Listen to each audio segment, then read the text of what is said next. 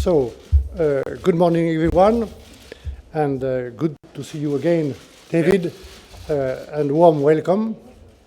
I look forward to our negotiations this week. We will now delve into the art of the matter. We need to examine and compare our respective positions in order to make good progress. As you know, our negotiating groups will work on citizens' rights, on the financial settlement, and other separation issues. Our coordinators will engage in a political dialogue on Ireland, and they will work on the enforcement of the Article 50 agreement. David and I will be in contact throughout the week. Rendezvous to take stock together on Thursday. Thank you. Thank you, Michel. It's good to be back in Brussels to open the next formal round of the negotiations. We made a good start last month, but as Michel says, we're now getting into the substance of the matter. And as you've heard, it's four categories, really. The issue of citizens' rights, the issue of finance, the issue of separation issues, and of course, separately, Northern Ireland. For us, it's incredibly important we now make good progress, that we negotiate through this and identify the differences so that we can deal with them and identify the similarities so that we can reinforce them. Now it's time to get down to work and make this a successful negotiation. Thank you very much indeed. Jeudi, Thursday, if you may. All right. Now we have to work. Thank you. Work, yes, that's right, work.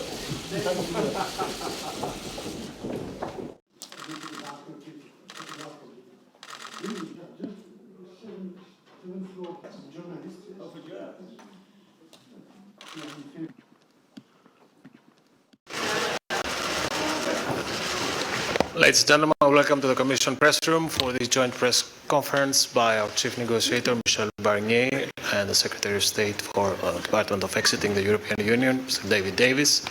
I will start without further ado with Michel Barnier. Thank you, Margaritis, and good afternoon to all of you. Thank you also for your patience, which is a critical virtue for any negotiation. Quickly for us. Ladies and gentlemen, David and I and our teams just finished a few minutes ago the second round of negotiations. In our first round in June, we agreed on the organization of the negotiations. Our second round, which began on Monday, was about the presentation of our respective positions. Our objective was to start working on substance and also continue building trust between us. I said last week that I wanted to identify the points where we agree and the points where we disagree. This was possible this week for the issues on which there was a clear British position. Mesdames et messieurs, ladies and gentlemen, on substance. First of all, the issue of citizens' rights. This is a priority shared by the European Union, the 27 member states, the European Parliament, and of course the United Kingdom. The detailed British position has made it possible for us to start identifying, as I said, points of convergence and of divergence. And we are now all moving forward in a common direction. There does remain one fundamental divergence on the way in which such rights would be guaranteed, and on several other points, for example, the rights of future family members or the export of certain social benefits. In the withdrawal agreement itself, citizens must be able to find the legal certainty which they need for their day-to-day lives. Quite frankly, as far as we concerned, we can see no other way in which we can guarantee the permanent continuation of such European rights as exercised. And clearly, any reference to European rights imply their oversight by the Court of Justice of the European Union.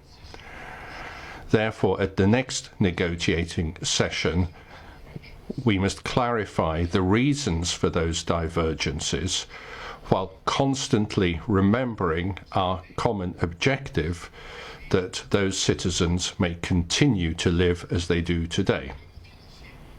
Now on the financial settlement. Last week, the United Kingdom recognised the existence of obligations vis-à-vis the Union beyond the date of withdrawal and the need to settle those obligations, as the European Union itself had also already recognised. And clearly only with that recognition is it possible to start as quickly as possible work on identifying exactly which obligations must be settled. The EU position was made public on May the 29th. It is the result of a review of all of the commitments which, from our point of view, must be covered by the withdrawal agreement. And this week, together, we have provided a detailed legal analysis of these commitments. As I said very clearly to David, a clarification of the UK position is indispensable for us to negotiate and for us to make sufficient progress on this financial dossier, which is inseparable from the other withdrawal dossiers. What we want, and we're working on this, is an orderly withdrawal for the United Kingdom as decided. And an orderly withdrawal means that accounts must be settled. We know that that agreement will not be achieved through incremental steps. As soon as the United Kingdom is ready to clarify the nature of its commitments, we will be prepared to discuss this with the British negotiators. In Ireland, we had a first discussion on the impact of Brexit on two key subjects, the Good Friday Agreement and the Common Travel Area.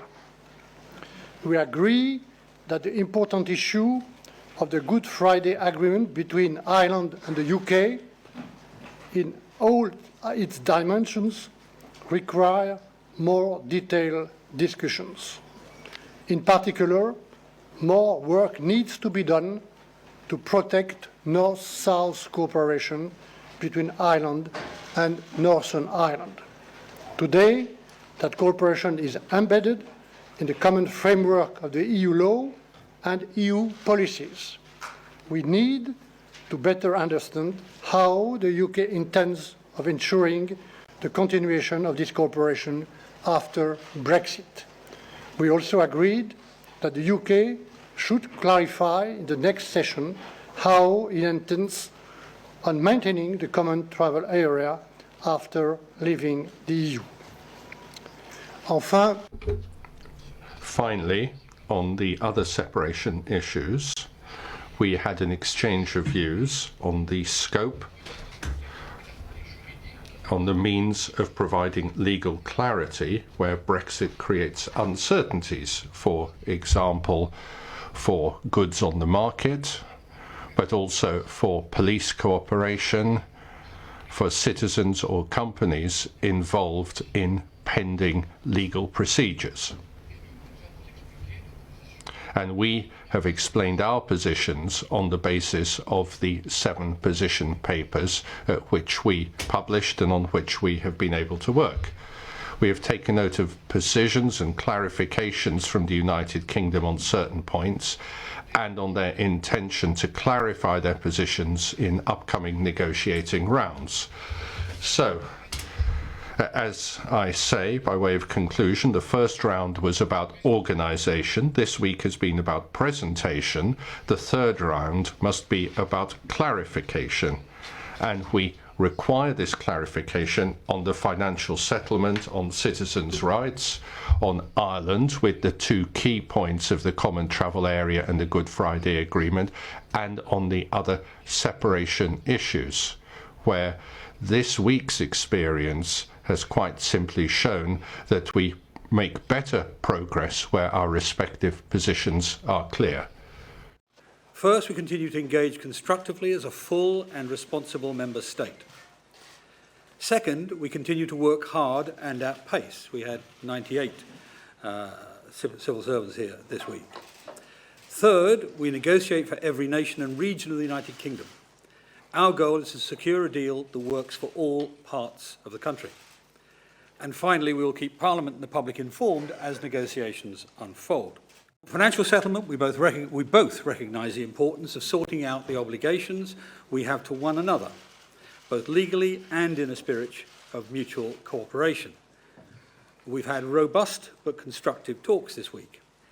Clearly, there's a lot left to talk about and further work before we can resolve this. Ultimately, getting to a solution will require flexibility from both sides. But as Michel said, we shouldn't expect incremental progress in every round. Both sides remain committed to the Good Friday Agreement, again as Michel said, and achieving a flexible and imaginative solutions to address unique circumstances around the border, and particularly on the north-south dimension of the agreement. And these include the mechanisms that we have discussed to preserve the common travel area and the rights associated with it. Rights laid down, of course, in a British Act of Parliament, as well as in part, at least, in the Amsterdam Treaty.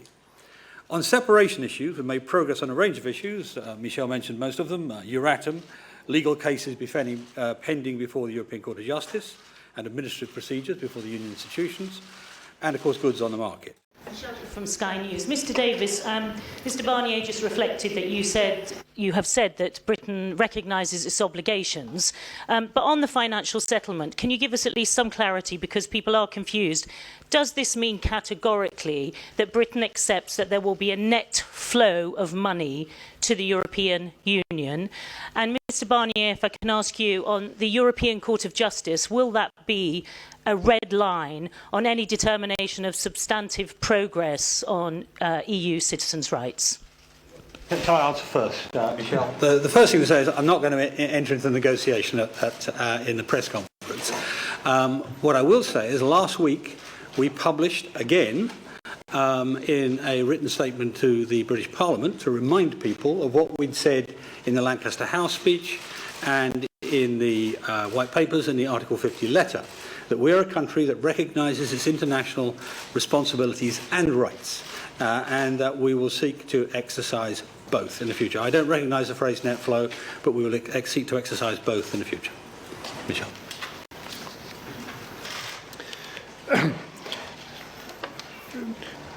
Pourquoi nous insistons? Let me explain why we insist and stress the role of the ECJ. This is not a political point we're making. It's a legal one. Simply, if there is to be continuity of EU law, that has to be framed by case law of the court. And only the court can interpret EU law. It's not a choice, it's an obligation. EU law has to go on applying. I suppose your question is why? Well, because we want our citizens to be able to continue to be protected by that law, by the EU law. For which reason, fundamental importance is placed upon the role of the ECJ.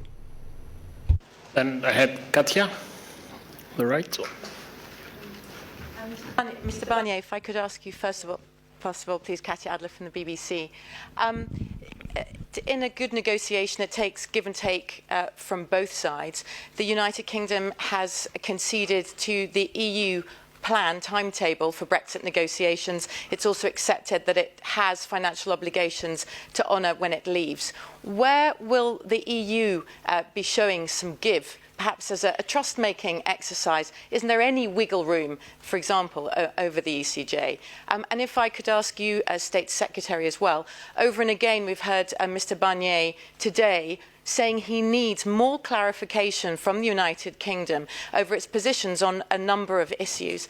In order to work out and to give that clarification, do you, State Secretary, not need to be here in Brussels during negotiating rounds for more than a few hours at the beginning and at the end of the week? Thank you.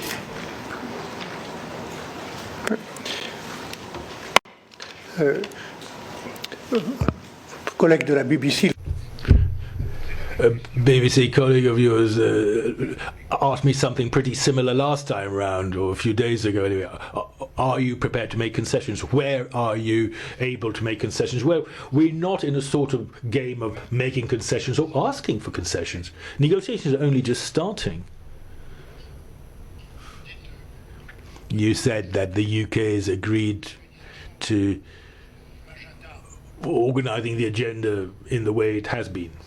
Well, I mean, hang on. The UK decided to leave the EU. That's a serious decision, a serious matter with serious and grave consequences.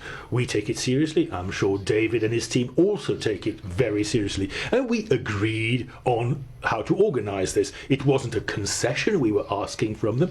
We asked for the most sensible arrangement we could agree on, to have week-long sequences of negotiations for our teams, which have to be prepared in advance through paper and other means. I have to consult internally with the College of Commissioners, 28 commissioners, President Juncker, and also the 27 member states in Council, President Tusk, not to mention Parliament. And after every session, I have to go before the Parliament steering groups. This is all a lot of work, plus all the visits I carry out in member states. So it was reasonable to agree on how to take this forward. It wasn't a concession we were asking for. And I've often done negotiations before. I was saying with David Davis, we both negotiated a wee while ago when it was in the run-up to the Amsterdam Treaty 20 years ago. Oh, we know each other quite well, actually, which can help. I know one has to compromise in negotiation, but we're not there yet. When I say, and I think I was very clear and transparent about that, that there are things that are inseparable from others. And that's the financial settlement, let's be very clear.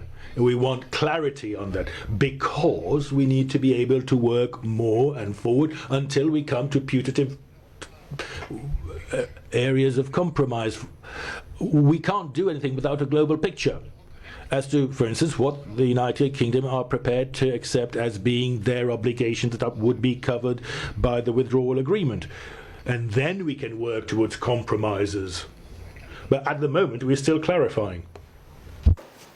Right, your question to me. I was rather amused by the coverage earlier this week. The way these things work is we had 4 main groups and a number of subgroups, 98 officials here working through the week, reporting to me on a regular basis throughout the course of the week. I, of course, came and opened it at the request of the Commission, with the agreement of the Commission, and came back today, last night, in fact, to go through all the details of what we have discussed and where the resolution issues are. And I do that at the same time as doing my duties to Parliament, to Cabinet, and, of course, organising the preparation of the United Kingdom to leave the EU in 2 years' time. Yes, please go ahead. Peter Foster from the London Daily Telegraph. First question to Mr. Barnier. Mr. Barnier,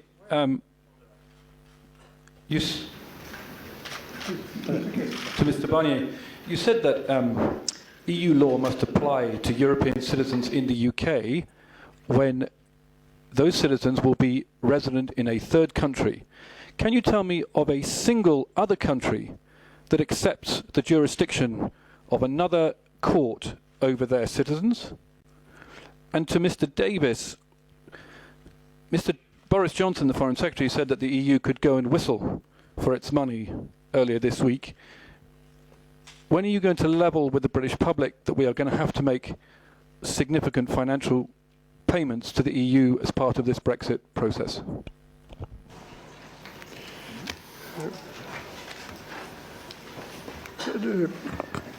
D'abord, je me permets.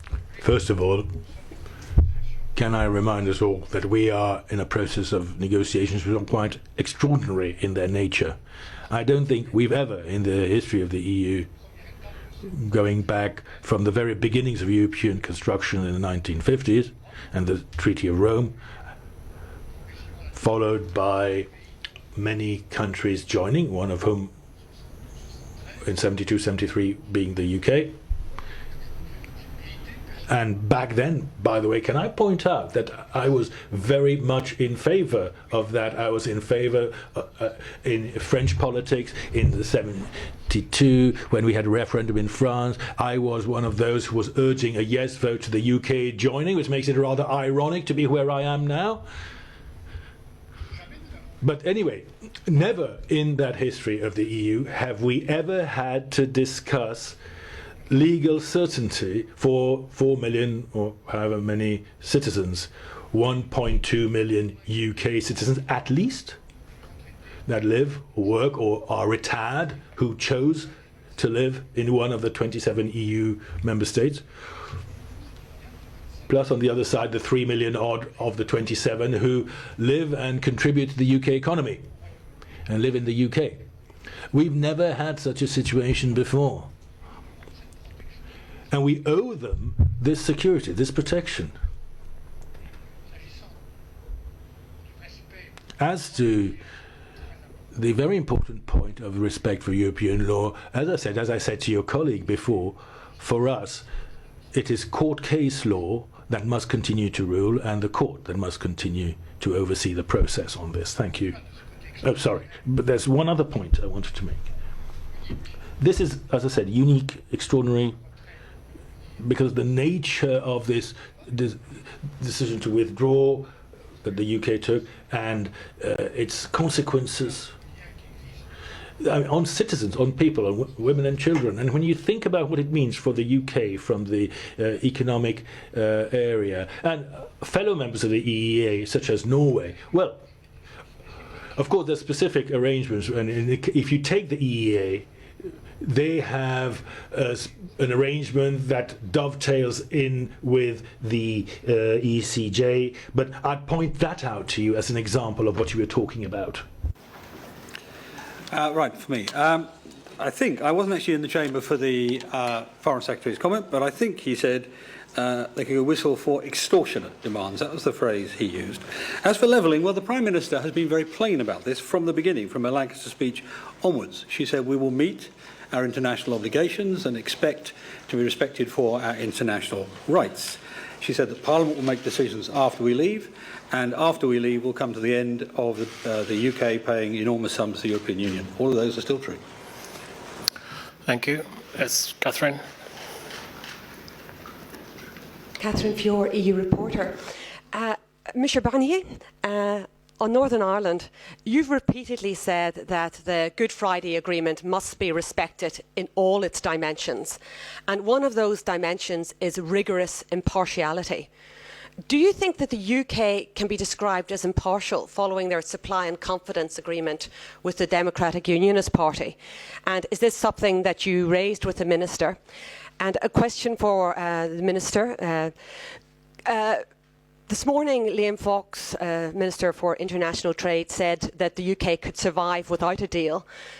The ex-Chancellor of the Exchequer has said to leave without a deal would be a very, very bad outcome. Do you lean more towards the Minister for International Trade or towards the Chancellor of the Exchequer? Thank you.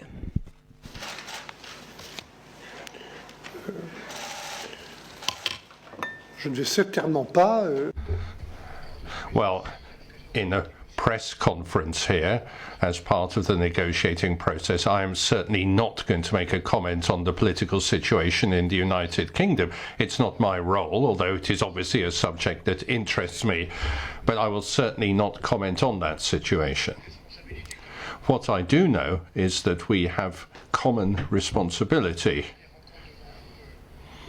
At our first meeting before you, David Davis quoted Churchill, and I quoted Jean Monnet. And other high-level British politicians have been inspired by Churchill. I remember a few months back when speaking to the Committee of the Regions, he said the price of greatness is responsibility.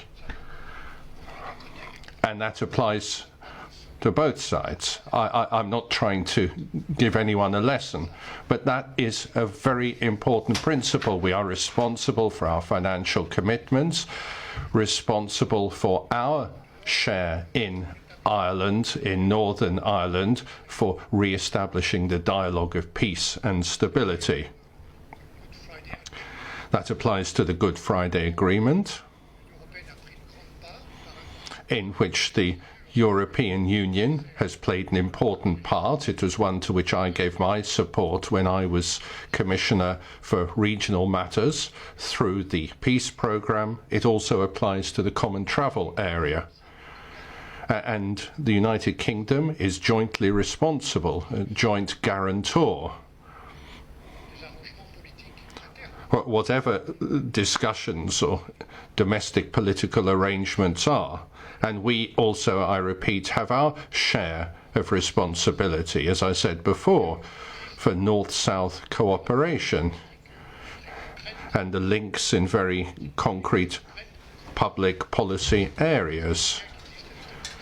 There is this clear link with European policies and with the single market. So, in the political dialogue between Ollie Robbins and Sabine Weiland, we are committing to this on both of our behalves with the utmost responsibility. So this reference to responsibility, as per Winston Churchill, is of vital importance for the negotiations to succeed. Firstly, before the question you put to me, can I add my comment to Michel's comment that the British government continues to take incredibly seriously its requirement for impartiality, irrespective of any deal of any sort.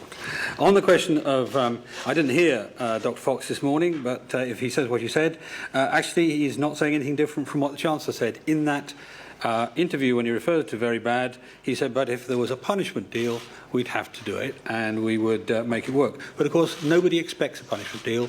Michel and I are both going for a good deal.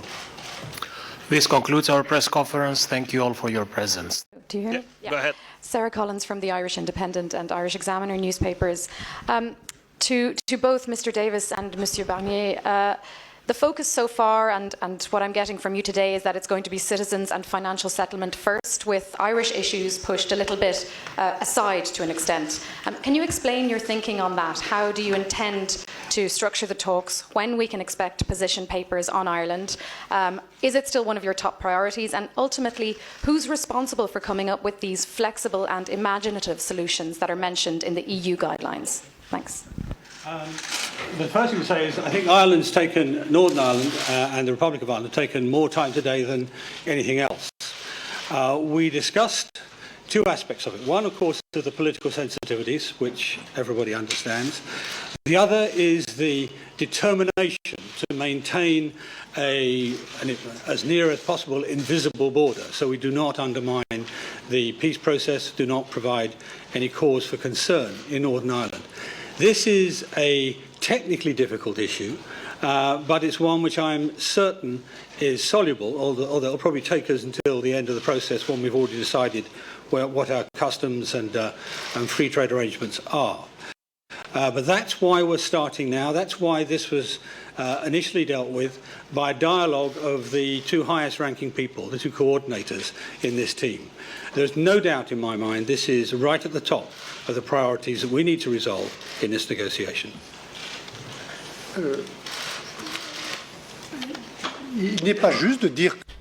It's not fair to say we've set it aside or left it behind. Far from it. As David has just said, we actually spent a lot of time today setting out the best way to make progress on this. this, after all, is one of the most sensitive issues before us, which was brought home to me a few weeks ago when I was invited by the Taoiseach and by both chambers of the Parliament in Dublin to address this. There is a very, very sensitive political dimension to this. The new Northern Irish executive needs to be set up in a few days' time. At the same time, we have a new government and a new Taoiseach in Dublin. And, of course, there are the ongoing political discussions in London, which we're also following closely. We've actually been in contact on our side with the new Taoiseach team and Westminster, and he'll be meeting President Juncker on Thursday, and I'll be meeting him, the new minister, tomorrow in Luxembourg, the new foreign minister. So all this is going to happen, and our ideas haven't changed, with strength and determination to preserve all the dimensions and commitments of the Good Friday Agreement. As I've also said, we want to keep all the dimensions of the common travel area ongoing.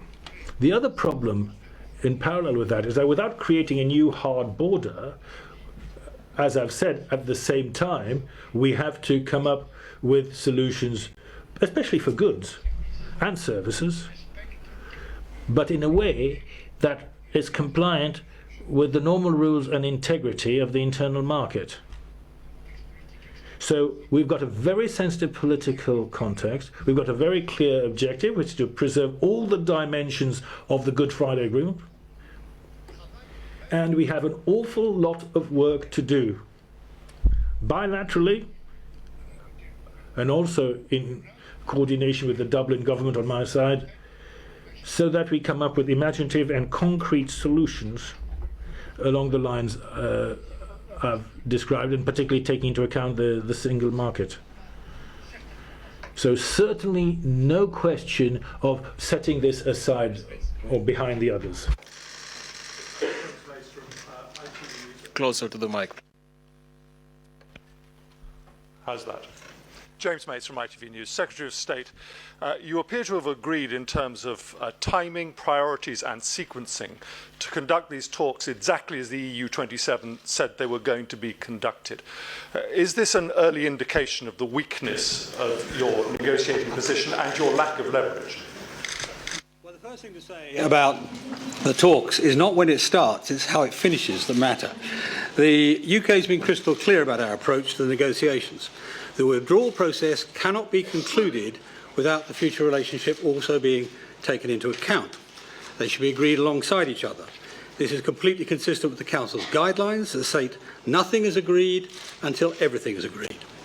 Of course, there are some issues that we want to tackle as early as possible, most notably citizens' rights, but as you've just heard, Northern Ireland as well. So the position we've agreed today is completely consistent with our long-standing position and what we set out in our Article 50 letter. Okay, Katja, you need to take the mic. Secretary of State, when you do get around to talking about the future relationship with the EU and trade relations, what will you be asking for? What kind of Brexit will you be asking for? And can the EU trust that what you ask for today or tomorrow will be what you ask for in a few days' time, considering the political confusion at the moment in the UK? And Monsieur Barnier, si vous me permettiez, the citizens of the United Kingdom are facing very challenging times at the moment. Just one of their worries is about Brexit and that it really will turn out well. If you could speak to them directly, what would you say to them? Can I go first? The first thing, the position hasn't changed. We have the Lancaster House speech, the two white papers, and the Article 50 letter. all backed up by a manifesto too. And so it's the same as it was before. Because the membership of the single market requires the four freedoms to be obeyed, and we need to bring back to Britain control of our laws and control of our borders, we will be leaving the single market. We'll be seeking to set up a free trade arrangement and a customs agreement.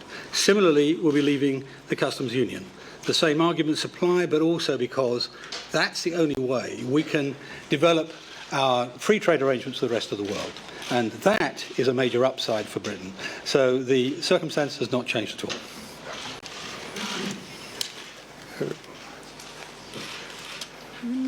Je me permets d'ajouter un... Could I just add something in response to that question and the previous question? Article 50 is very clear, and we are in the process of implementing Article 50. It is a very somber moment because the decision taken by the United Kingdom to leave the European Union is a serious decision, and we have to ensure that there is an orderly withdrawal of the United Kingdom, whilst taking into account our future relations. So we're working in stages. In the second phase, once we've seen sufficient progress on the first phase, I mean, the point made by David Davis is important. I think I would echo that. We have Theresa May's letter on the table, and it says that the British government confirms that the United Kingdom wants to leave the European Union, wants to leave the single market, and wants to leave the customs union. No. And when the time comes, we will be working on that. There are different forms of cooperation between the European Union of 27 and third countries. And in all those scenarios, you have to weigh up the rights and the implications, the conditions. And the United Kingdom knows what the rules are for each of those scenarios and models. Thank you for your question about British citizens. I'd like to say the following. I know many British citizens who live and work in the region where I was an elected representative. I would say this to all European citizens who live and work in the United Kingdom as well. As you know, there are 3.2 million EU citizens in the UK and 1 million British citizens on this side of the channel. And it's our priority. It's citizens first. We want to find a way of ensuring that their rights are protected. The rights acquired up until the date of withdrawal. We want to protect those rights over time, throughout their lifetime, for them and for their families. And this has to be done on the basis of principles that we have to agree on. It's about reciprocity, it's about continuity, it's about non-discrimination. And we started work on that today in one of the working groups. And the aim of this work is to decide who we're talking about, what type of rights we're talking about, and what type of guarantees we can give them to reassure them. And as of when this protection, these guarantees should be provided. So we await with great interest the paper to be published in the near future by the British government in response to the text that you have that we published a few days ago, and we will be doing the same in the future to make life easier for you. Bruno now. A question for Mr.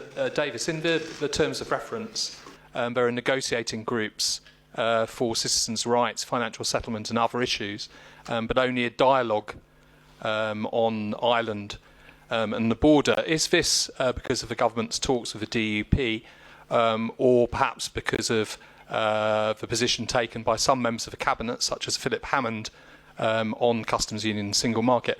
And Mr. Barnier, in English, if I may, how confident are you that you'll still have Mr. Davis to talk to over the next 6 months, given the fragility of a British government that has to rely on loyalists in Northern Ireland?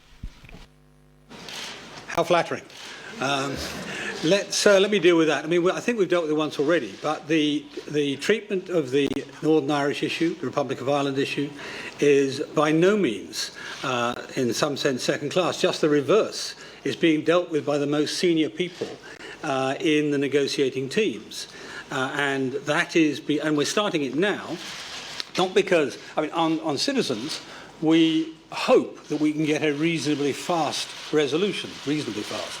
On Northern Ireland, this will take some considerable time, but it's very complex and very sensitive, and as Michel has already said, it's one we take extremely seriously. It has absolutely nothing to do with any negotiations inside the House of Commons. Michel.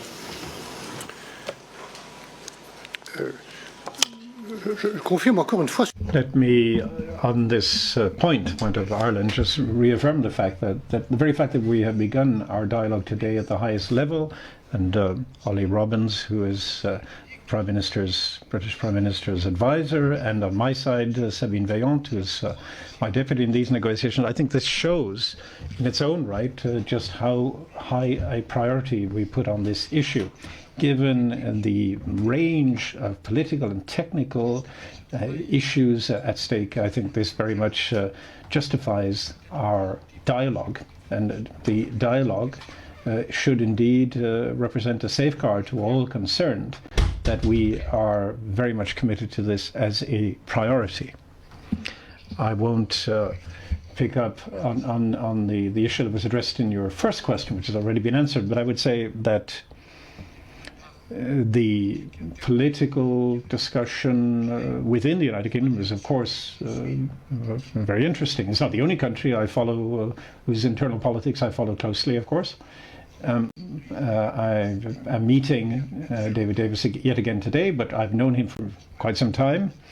And in fact, we go back to 1995 because we're both European Affairs Ministers of the United Kingdom and France at the time. And we began negotiations for the Amsterdam Treaty at the time. I can perhaps come back to that some other day, if you like. But I am working with the British government and its official representative, David Davis. That's what I can say for my part. Yeah, I'm here. Thomas Meyer, the Standard. I would like to ask you if you have found an agreement on the information policy that we will see here in the next month. You know that the European citizens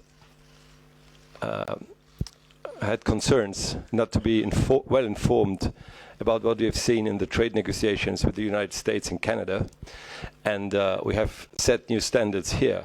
So could you tell us, how will you do that work? Will you give us orally informations after every round of negotiations here? Will you publish the documents? How will that work? And what role will the European Parliament play in this?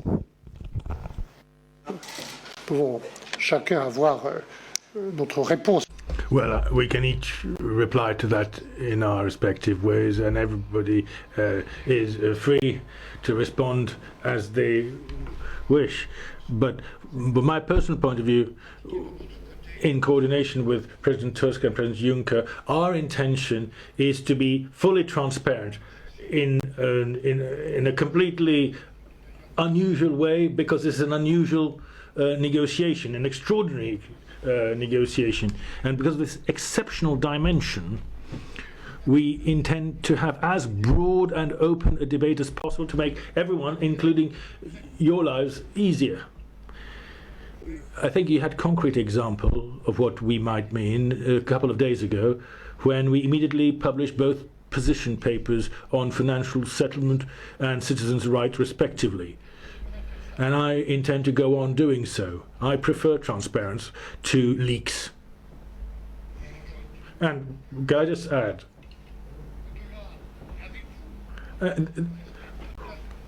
you're of course all free as journalists, but we all together have to understand that this is an exceptional negotiation of huge interest to a lot of people everywhere. I'm going around the 27 member states for the second time, meeting heads of government, business community, national parliaments, both sides of industry, trade unions et al.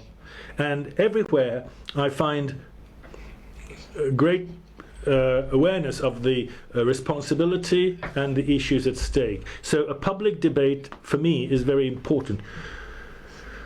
It's not something that we want to take a passive attitude towards. We want to be proactive, and that's how we see transparency. And we are both agreed on that. During the course of the last 10 months, the UK Parliament has questioned the government quite properly in great detail on what its aims should be, what its negotiating strategy should be, where it's going, where it wants to take the country. And I and the Prime Minister have given undertakings to ensure that we are as transparent as possible, consistent with normal negotiations, more transparent than any other negotiation in modern history. So I think we're in the same place. We take the same view as Michel on this. We want to see the public informed, the public in its widest sense, parliamentarians, the general public, business, trade unions, civic society, all informed by proactive publication of what we are doing, not by leaks or erroneous briefings. Go ahead.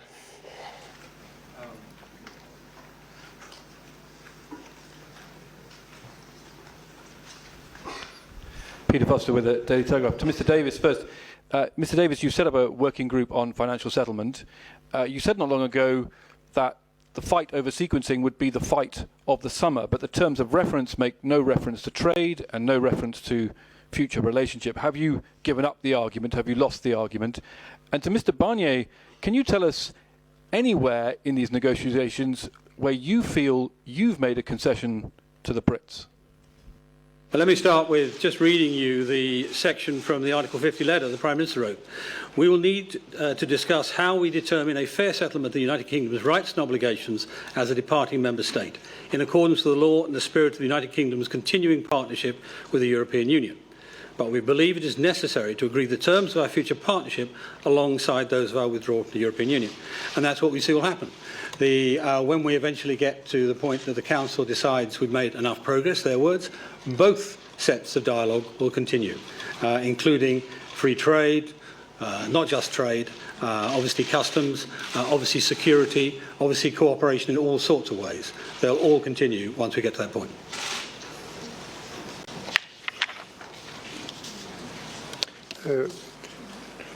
Je confirme ce que vient dire. I would like to confirm what David has just said about the two stages.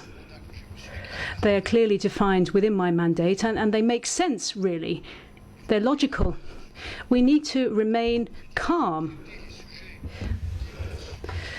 We're talking about an orderly withdrawal first, and that makes sense. It's common sense. It's not just something we're asking for in order to get concessions. It's just the direct consequence of the United Kingdom's decision. Nous aurons en effet franchi. Once we have made sufficient progress, and it has to be sufficient concrete progress, I will be the first to assume my responsibility and ask the European Council to open negotiations on scoping in parallel. Obviously, the details of the future relationship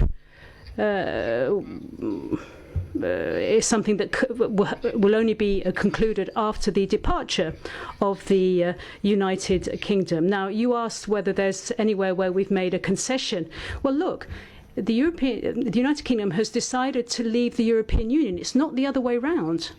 The United Kingdom is going to leave the European Union, the single market and the customs union, not the other way around. So we each have to assume our responsibility and the consequences of our decisions. And the consequences are substantial. This is the first thing I said in my first public statement back in November. I talked about the human consequences, the social consequences, the financial, legal, technical, economic and political consequences. Please do not underestimate those consequences, and we will try and reduce the negative impact of those consequences. So I'm not in a frame of mind to make concessions or ask for concessions. It's not about punishment. It's not about revenge. Basically, we are implementing the decision taken by the United Kingdom to leave the European Union and unravel 43 years of patiently built relations. I will do all I can to put emotion to one side and stick to the facts, the figures and the legal basis, and work with the United Kingdom to find an agreement in that frame of mind. This concludes our press conference. Thank you all for your massive presence. Thank you.